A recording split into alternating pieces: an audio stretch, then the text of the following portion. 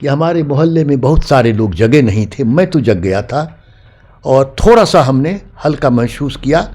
वैसे तो भूकंप के बहुत से अनुभव हैं मेरे पास और वैसा भूकंप भगवान न करे आवे, 34 का भूकंप। अगर भूकंप आवे तो अपने आप को तो बचाने का एक ही तरीका है कि अगर कोई रास्ता नहीं मिले तो जहाँ लिंटर होता है, जहाँ पर केबाड़ी रहती है, उसके नीचे खड़े हो जाइए।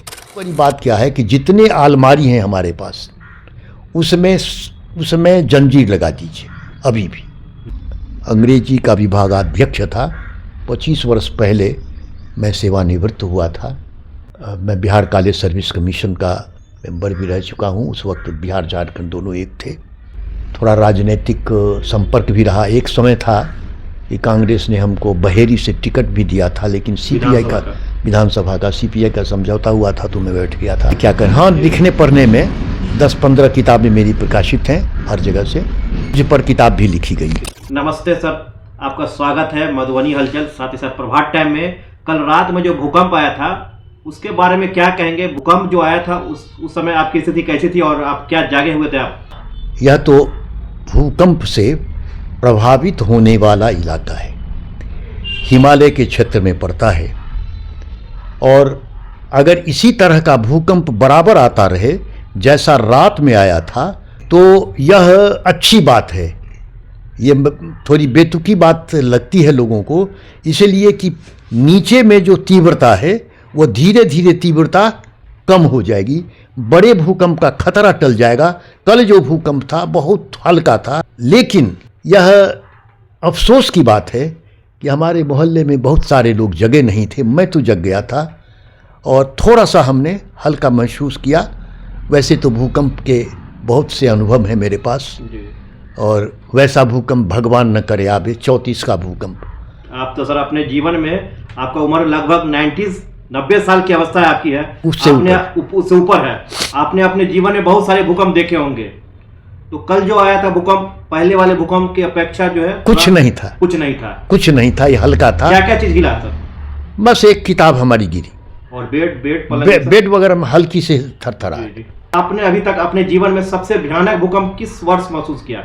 ये वो 34 का जो भूकंप था, तो 34 के भूकंप में हमारा जन्म शायद 2-4-6 महीने के बाद हुआ होगा। लेकिन लोग जो कहते हैं गंगा की जो धारा है, वो गंगा की धारा सूख गई थी कुछ मिनटों के लिए और कुछ मिनटों के बाद फिर वह धारा ऊपर आ गई।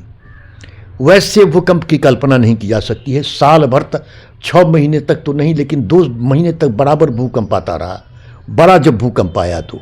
और इधर के जो सारे भूकंप हैं वो साधारण भूकंप हैं, कम लोग मरे, क्षति कम हुई। लेकिन भगवान न करे कि 8 स्केल का भूकंप आवे।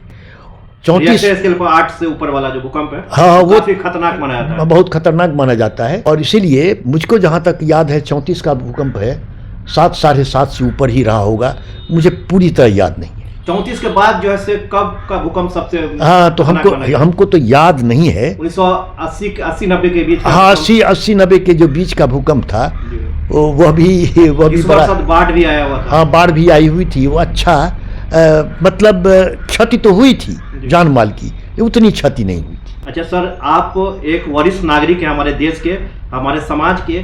भूकंप से सुरक्षित रहने के लिए हमारे चैनल के माध्यम जितने भी लोग हैं उन्हें आप क्या मैसेज देंगे, क्या कहेंगे?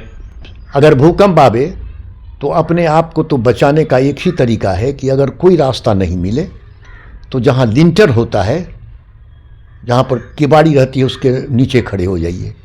और सबसे बड़ी बात क्या है कि जितने अलमारी हैं हमारे पास उसमें जंजीर लगा दीजिए अभी भी।